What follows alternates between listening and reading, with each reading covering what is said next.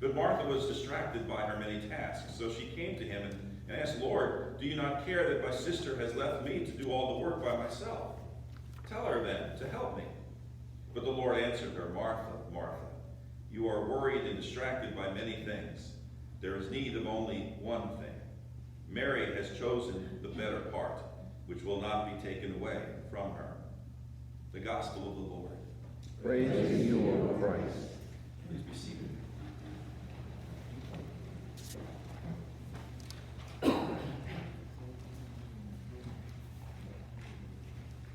In the 1991 film City Slickers, Billy Crystal played a character named Mitch Robbins, a big city radio advertising executive. And he and his friends Ed and Phil, played by Bruno Kirby and Daniel Stern respectively, are each having their own midlife crisis. You see, nothing in life has turned out quite the way any of them had imagined or hoped it would. So they decide to take a vacation together. A vacation that involves going on a cattle drive and helping a bunch of seasoned cowboys along with some other dudes like themselves move a herd across the plains from New Mexico to Colorado. Their idea is that somehow in the process they might get back in touch with who they really are and perhaps also find out something useful about the meaning of life as well. The cattle boss is a leathery old cowboy named Curly, played by Jack Palance. And at one point, the cattle are spooked, setting off a stampede in every direction. And when after rounding them up, it's discovered that some are still missing, Curly takes Billy Crystal with him to go find and bring them back. Now, Jack Palance's character, Curly, is your stereotypical cowboy, lean and tough and rough around the edges. And quite frankly, Billy Crystal is scared to death of him. But yet, in his tough and rugged way, Curly is also very wise as well. And this comes out in exchange between the two characters as they're riding along on their horses in search of the lost cattle. And against the backdrop of breathtakingly beautiful scenery, open skies, towering mountains, and clear running streams, Billy Crystal's character turns to the grizzled old cowboy and says with some degree of longing, your life makes sense to you. To which Curly replies, you city folk, you worry a lot. How old are you? 38? 39, says Crystal. Ah, that's funny, says Curly. What's funny? Asks Crystal. Yeah, you all come up here about the same age, same problems. You spent 50 weeks getting knots tied in your rope, and you think 2 weeks up here will untie them for you. None of you get it. Pauses for a moment, then says, you know what the secret of life is? Know what? Asks Crystal. This, says Curly, holding up his index finger. Your finger? Says Crystal. One thing, says Curly. Just one thing. You stick to that, and everything else don't mean sugar. My edit. That's great, says Crystal, but what's the one thing? And Curly looks at him and says, that's what you've got to figure out. Stephen Covey, the best-selling author of The 7 Habits of Highly Effective People, is famous for saying, the main thing is to keep the main thing the main thing. The problem, however, is that we're so easily distracted. All kinds of things grab and sometimes even keep our attention. We often get sidetracked in a million different directions and completely forget what we started out to do, what our original priorities and focus were in the first place. Some years ago, the London Transit Authority was receiving a lot of complaints because their buses were driving right past dozens of potential riders who were standing waiting patiently at the bus stop. In response, the Transit Authority issued the following explanation for this practice in all of the local newspapers, a response that has unfortunately become rather infamous as a public relations nightmare. The explanation read as follows: it is impossible for us to maintain our schedule if we are always having to stop and pick up passengers. Clearly, that company had forgotten the main or the one thing that they were in business for. Now, a similar kind of situation is described for us in today's gospel. Jesus and his disciples were on the road traveling. They entered a certain village that we know from the Gospel of John was called Bethany. and stopped at a home where they were welcomed by a woman named Martha, who had a sister, Mary. And we also know that they had a brother named Lazarus, but he apparently didn't factor into this morning's story. Well, anyway, Martha was apparently the perfect hostess, the original Martha Stewart, if you will. She welcomed Jesus into their home and was utterly consumed and absorbed with making him and his disciples comfortable. She undoubtedly first went about seeing to their immediate needs, since they had just come in off the road and were probably dusty and tired and thirsty. And then she probably ran back into the kitchen to begin cooking. Mary, on the other hand, simply sat at Jesus' feet and listened to what he was saying, we're told. And at some point, it appears this started to rankle or irritate Martha. Here she was doing all the work, and Mary, at least in Martha's estimation, was doing absolutely nothing. And so Martha came to Jesus and complained, "Lord, do you not care that my sister has left me to do all the work by myself? Tell her then to help me." And that's when Jesus started to sound a little bit like Curly, the Jack Palance character in City Slickers. He said to her, "Martha, Martha, you are worried and distracted by many things. There is need of only one thing. Mary has chosen the better part, which will not be taken from her." Now we have to understand something here. Jesus was not advocating laziness or a lack of hospitality or service. He was not saying that we should ignore the needs of others. Nor was the gospel writer Luke saying anything along these lines either. Certainly not after including Jesus' parable of the Good Samaritan immediately before this passage. But what Jesus is saying, and what Luke seems to be stressing here, is that there is a time and a place for everything. And moreover, that sometimes we can lose our focus on what's most important, especially in a given situation, and instead become distracted by lesser things.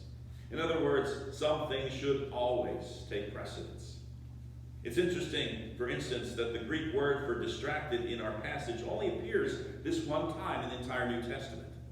Even more interesting is that it's a compound word, perispao, which comes from the words to be pulled and about. And so it literally means then to be pulled from all directions. Certainly Jesus and his disciples had to be fed and taken care of coming in off the road. That's not what's in question here. The real issue, says Luke, was that Martha was so distracted by her many tasks that she was being pulled in all sorts of different directions as she tried to serve them. There was nothing wrong in seeing to their needs.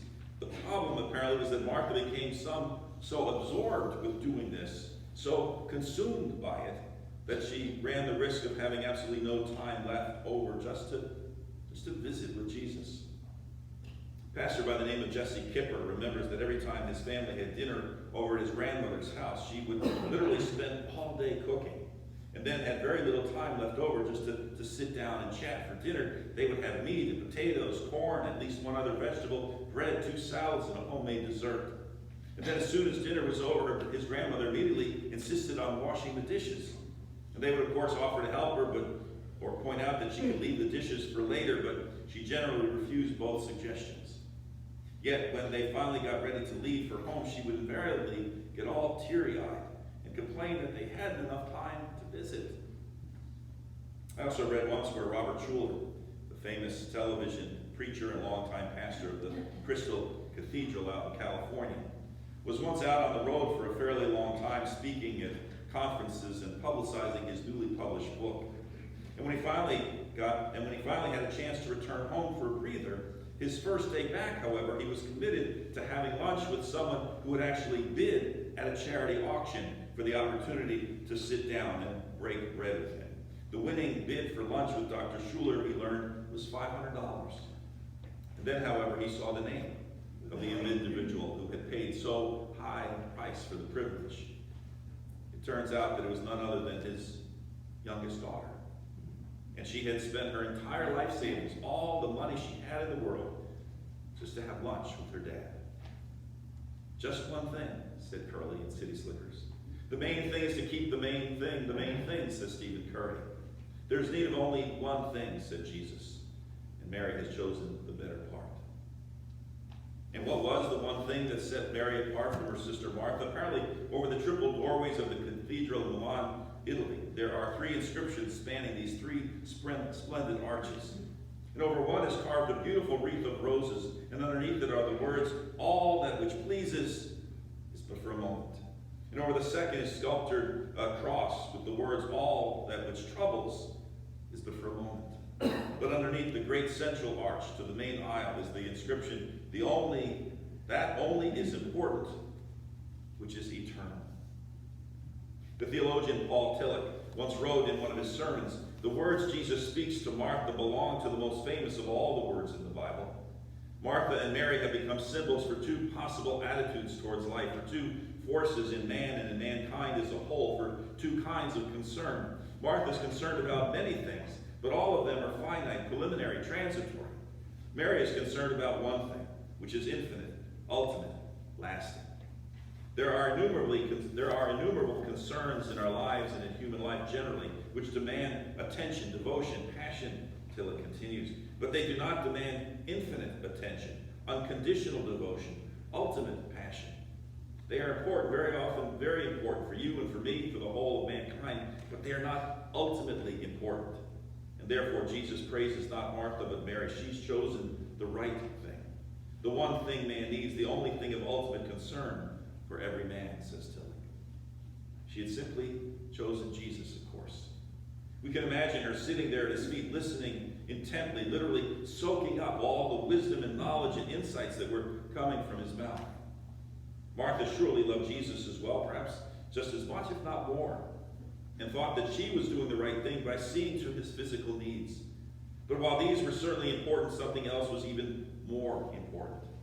And that was making the time, taking the time to simply be with Jesus. And that's what Mary, not Martha, was doing. Once while I was serving in Pennsylvania, one of our more active members came up to me right after the Easter Vigil service. She was one of our most regular and faithful worshipers. She had been in church on Palm Sunday, Maundy Thursday, and Good Friday, and now the Easter Vigil on Saturday evening as well. But she came up to me and she said, "Pastor, I'm so sorry that I won't be seeing you tomorrow." And thinking that perhaps something was wrong, I said, "Is everything okay? Are you sick?" "Oh no," she said, "but tomorrow's Easter, and I always cook a great big dinner for all my kids and their families on Easter. You see, family is very important to me. So I'm sorry that I won't be coming to church, but I just have too much cooking to do and things to get ready." Even worse, believe it or not, is the story that Charles Paul Kahn tells about a time that he lived down in Atlanta, Georgia. He noticed one day in the Yellow Pages in the listing of restaurants an entry for a place called the Church of God Grill. And of course, the peculiar name immediately aroused his curiosity, and so he dialed the number. And a man answered with a cheerful, "Hello, Church of God Grill." Now, even more curious, he next asked the man how the restaurant had gotten such an unusual name. And the man at the other end of the line said, "Well, we had this little mission down here, this little congregation, and we started selling chicken dinners after church on Sunday to help pay the bills. Well, it turns out that the people liked the chicken so much, and we did such a good business, that eventually we just started to cut back on the church services. And after a while, we just went ahead and we closed the church down altogether and kept on serving those chicken dinners instead. But we figured we better keep the same name that we started with, and that's why we're still called the Church of God Grill." The sad thing here, folks, is that probably no one really noticed, at least not at first, that they had completely wandered away from their original purpose and mission. They had let the main thing cease to be the main thing.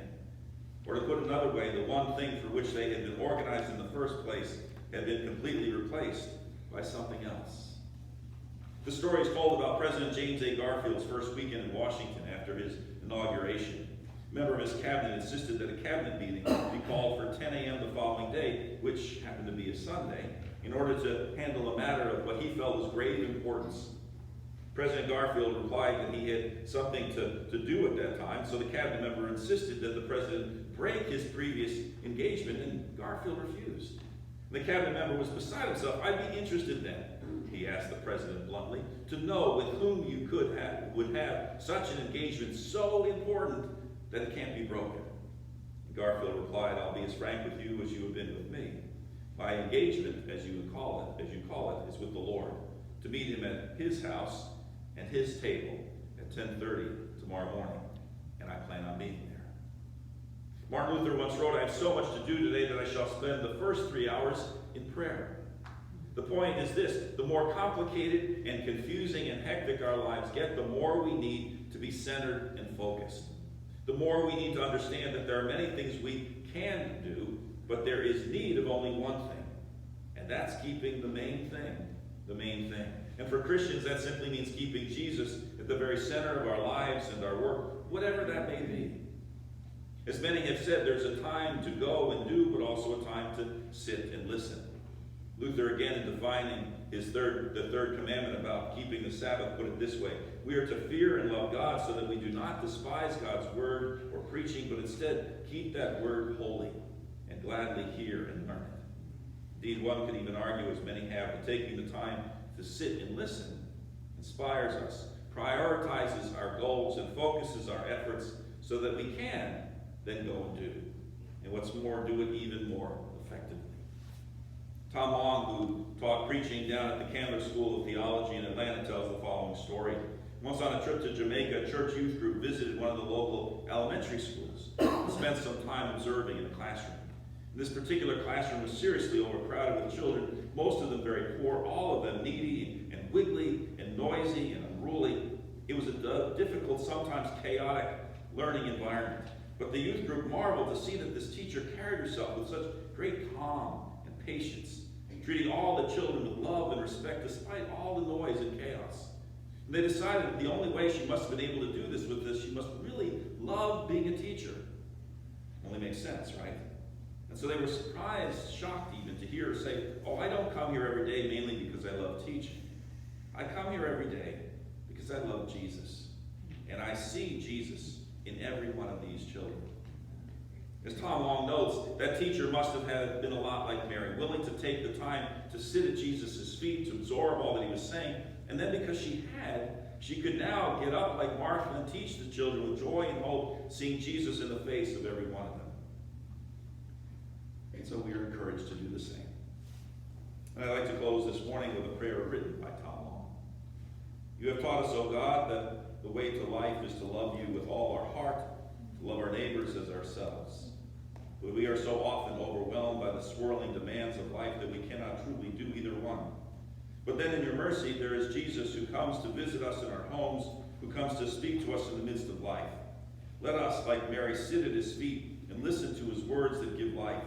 And then, having heard that word, let us now, like Martha, get up to serve others in Jesus' name."